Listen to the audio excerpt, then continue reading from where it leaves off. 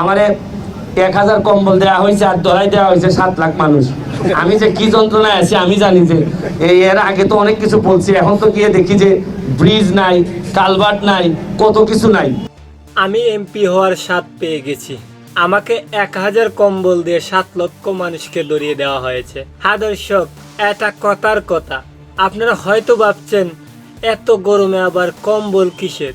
মানুষ তো গরমে হিট স্ট্রোক করে মারা যাচ্ছে, আর সেখানেই নাকি ব্যারিস্টার সুমন বলছেন কম্বল দেওয়ার জন্য।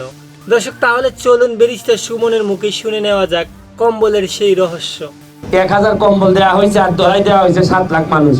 আমি যে কি যন্ত্রণায় আছি আমি জানি। যে এর আগে তো অনেক কিছু বলছি, এখন তো গিয়ে দেখি যে ব্রিজ নাই, কালভার্ট নাই, কত কিছু নাই।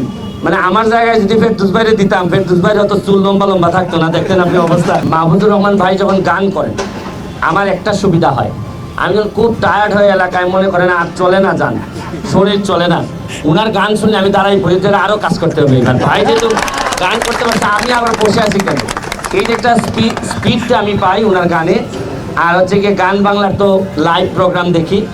আর ফেরদৌস ভাই সিটটা আমার সংসদের ভিতরে ঠিক উল্টা দিকে। উনি তো সরকারি দল নৌকা, আর আমি হচ্ছে গিয়ে স্বতন্ত্র। এই পাশ থেকে দেখা যায় উনি আমারে দেখেন, আমি উনারে দেখি। তা আমার যখন খুব টায়ার্ড লাগে সংসদে, মনে করেন অনেক সময় খুব মনোটোনাস হয়, একই ধরনের কথা চলতে থাকে, তো ভাবি কি চলে যাবো কিনা। তখন আবার ওইদিকে একটু ফেরদৌস ভাইয়ের দিকে তাকাই, দিকে আরে এত সুন্দর একটা লোক বসে আছে, আমি যাই কিভাবে। তা আমি আরেকটু বসে মোটামুটি থাকি। এটা ভালো লাগে যে এরকম লোক আসলে ভালো লাগে। তো আমি আপনাদেরকে বলবো, শুনেন, আমি কিন্তু স্টুডেন্ট অফ মার্কেটিং। ঢাকা ইউনিভার্সিটিতে আমার BBA MBA করা, তারপর রাজনৈতিক কারণে আমি ব্যারিস্টার হয়ে যাওয়া। তো আমি মার্কেটিংয়ের লোকজন যখন আমাকে বলছেন যে মার্কেটিংয়ের লোকজন আছেন, তখন আমার তো ওই পুরাতন প্রেম জায়গা উঠছে। আমি সকাল সকাল চলে আসছি রেডি হয়ে যে আমি আজকে যাব। তবে আমি শুধু একটা কথা বলি, শুনেন, আপনাদের যারা মিডিয়ার লোকজন যখন খেলেন, এটা মাঠেই খেলেন আর ঘাটেই খেলেন, তখন কিন্তু খেলাটা খুবই চমৎকার হয়। আপনারা ভালো খেলছেন বলে আমরা কিছু লোক এমপি হয়ে বের হয়ে গেছি। ধরেন আমার ভোট সেন্টার ছিল হচ্ছে গিয়ে 178টা। আমার মনে আছে যে আমি 178টা মিসাইল প্রতিটা ভোট সেন্টারের সামনে রেখে দিয়েছিলাম। আপনারা আবার বলবেন যে মিসাইল পাইলেন কই আপনি? আমি প্রতি সেন্টারের সামনে একটা করে বড় ক্যামেরা রেখে দিছি, যে যাই করো ক্যামেরার সামনে হবে, যার কারণে কেউ আর কিছু করার সাহস পায় নাই। এটা আপনাদের এই মিসাইলের কারণে আমার সুবিধা হয়েছে। আমি ন্যায় বিচার পাইছি, আপনারা হয়তো আমাদেরকে সহযোগিতা করছেন। আপনারা সারা জীবন মানুষের জন্য সহযোগিতা করবেন, আপনাদের জায়গা থেকে করবেন। আর আরেকটা কথা বলি যে আপনাদের কাজ করার সুযোগ অনেক আছে। আমি এখানে মিডিয়া হাউসের এই মাহফুজ ভাই যেহেতু আছেন, আমি একটা কথা শুধু আপনাকে বলবো যে আপনার আন্ডারে যারা কাজ করে বা আপনাদের আন্ডারে যারা কাজ করে, অনেকের সাথে আমার জানাশোনা আছে। এরা নৈতিক দিক থেকে মাঠের যারা সাংবাদিক এত শক্তিশালী যে ওরা অনেক কিছু বলতে চায়, অনেক কিছু বলে, কিন্তু আপনাদের হাউসের অনেক যারা নিয়ন্ত্রণ করেন তাদের অনেকের কারণে হয়তো অনেক কিছু তারা বলে উঠতে পারেন না। আমি আপনাদের হাউস ওনারদেরকে বলবো, এদেরকে আরেকটু স্বাধীনতা দেন, দেখবেন দেশের স্বাধীনতা আরো বেশি সার্থক হয়ে যাবে। এটা আমার একটা বিশ্বাস। এবং আমি আবারও আপনাদেরকে ধন্যবাদ জানিয়ে, আমি এরকম কোনো সম্মানিত হওয়ার মতো লোক না, তারপরও ভাগ্যের কারণে আপনাদের দোয়ায়, আমার এলাকার মানুষের দোয়ায় আমি এই জায়গা পর্যন্ত আসতে পারছি। আপনারা আমাকে অনেক সম্মানিত করেছেন, আর দেওয়ার মতো তো কিছু নাই। আমারে 1000 কম্বল দেওয়া হয়েছে আর ধরাই দেওয়া হয়েছে 7 লাখ মানুষ।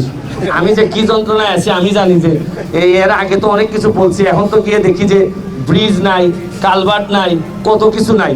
মানে আমার জায়গায় যদি ফেরদৌস ভাইরে দিতাম, ফেরদৌস ভাইয়ের অত চুল লম্বা লম্বা থাকতো না। দেখতেন আপনি অবস্থা। তো আপনারা আমার এলাকার জন্য দোয়া করবেন। আমি কিছুই আপনাদের দিতে পারবো না আপনাদেরকে, তবে একটা জিনিস বলে যাচ্ছি, 1 বছর সময় চেয়ে নিচ্ছি।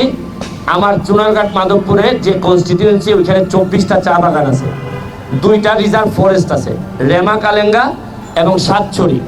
আমি আপনাদেরকে 1 বছর সময় চেয়ে নিচ্ছি। 1 বছর পরে দেখবেন আমার এলাকায় গেলে আপনার আসতে মন চাইবে না। আমি একটা পর্যটন নগরী হিসাবে আপনাদেরকে দেখাই দিব যে একজন এমপি চাইলে কি পারে, এইটার একটা প্রমাণ আমি আপনাদেরকে দেখাইতে চাই। এইটা যেন আমি পারি, এটা আপনারা আমাকে একটু দোয়া করবেন এবং সহযোগিতা করবেন।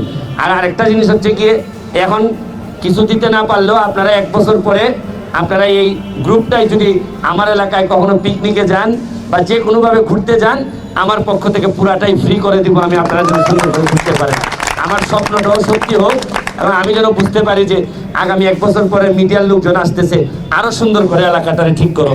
যেভাবে আমি আমার নিজের বাড়িকে ঠিক করছি, ঠিক একইভাবে আমি শপথ নিছি যে শপথের পরে যে এলাকা আমি পাইছি, রিজাইনের আগে অথবা এই পথ ছেড়ে যাওয়ার আগে এর চেয়ে ভালো এলাকা আমি রেখে যেতে চাই। সুমন ভাইকে নিয়ে তার কিছু বলার নেই। সুমন ভাই আমাদের সবাইকে আনন্দের মাধ্যমে, বিনোদনের মাধ্যমে যে সমাজের অসঙ্গতিগুলি তুলে ধরেন এত সুন্দর করে, মানে শুনতে মনে হয় খুব ভালো, পরে যখন গভীরভাবে ভাবি তখন মনে হয় যে না, ব্যাপারটার পিছনে একটা কঠিন মূল্যবোধের ব্যাপার আছে, দায়িত্বের ব্যাপার আছে। এমন মানুষদেরকেই তো আমাদের পবিত্র সংসদে দরকার। ঢাকা 10 আসনের প্রত্যেকটা জায়গাকে মনোমুগ্ধকর করে, মানুষের বাসযোগ্য করে, মানুষকে সেফটি সিকিউরিটি দিয়ে প্রকৃত অর্থেই আমি 10-এ 10 করে তুলব ইনশাল্লাহ। আপনারা সবাই ভালো থাকবেন। যেভাবে এতদিন আমার পাশে ছিলেন, আমি প্রত্যাশা করব আজীবন আপনারা আমাদের পাশে এভাবেই থাকবেন। দর্শক, ব্যারিস্টার সুমন এমপি হওয়ার আগে সবাই জানতেন না এবং কত টাকা কিভাবে পাওয়া যায়, কিভাবে কত টাকা বরাদ্দ হয়। ব্যারিস্টার সুমন সাহেব ফেসবুক লাইভে এসে সবাইকে জানিয়ে দেন তিনি কত টাকা পেয়েছেন। আর এতেই কিছু সংসদ সদস্যের চুলকানি উঠে গেছে। তারা বলছে কেন ব্যারিস্টার সুমন এগুলা গণমাধ্যমে বা মানুষের কাছে প্রকাশ করবে, এগুলো হাইট ট্র্যাকারের জন্য। আপনারা বলুন, এগুলো কি হাইট ট্র্যাকার বিষয়? এটা হচ্ছে আমাদের সম্পদ, আমরা কত টাকা পাইলাম না পাইলাম এটা প্রকাশ করার তো একটা মাধ্যম দরকার। এটা ফেসবুকের মাধ্যমে ব্যারিস্টার সুমন সবাইকে জানিয়ে দেন। আমি সবশেষ বলতে চাই, ব্যারিস্টার সুমন সাহেব, আপনাকে সৃষ্টিকর্তা ভালো রাখুন।